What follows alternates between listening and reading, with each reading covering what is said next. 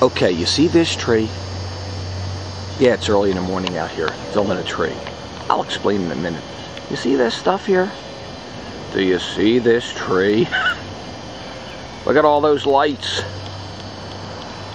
The time and tediousness of it. See this tree? Do you see what's going on in here?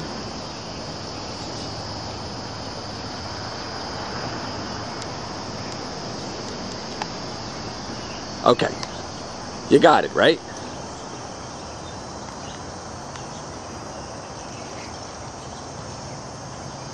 Let me explain. Okay, so what's up with the tree? All right, well, I'm trying to position it, so now obviously I'm inside my house, and there's the infamous tree right behind me.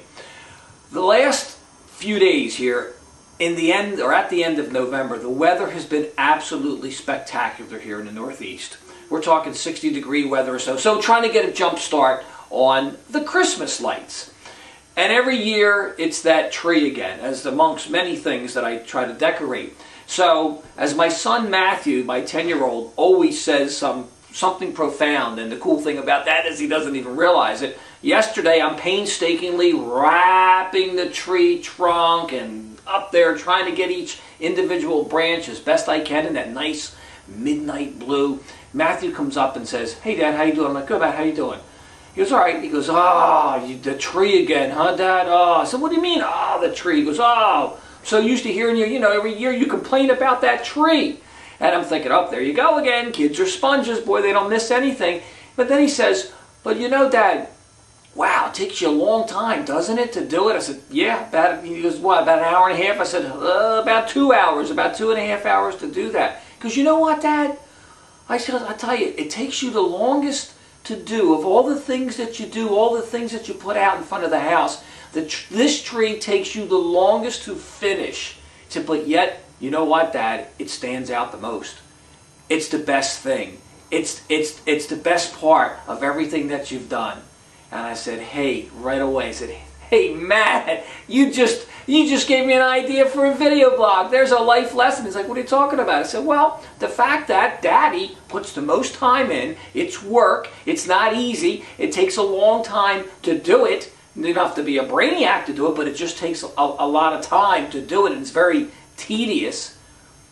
But yet, it turns out to be the best part of everything I do." And he even recognizes that at the age of 10.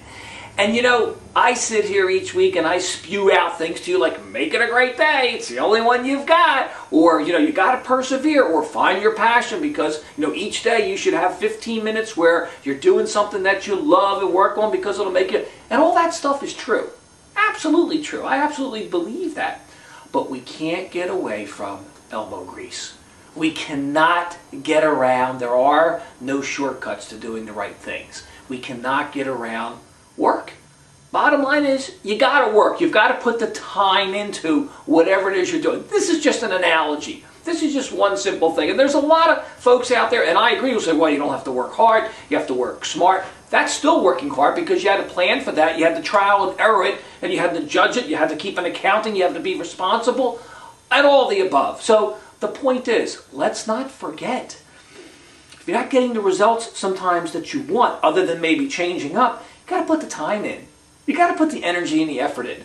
It's all about the lights. It's all about the trees. Make it a great day. It's the only one you've got.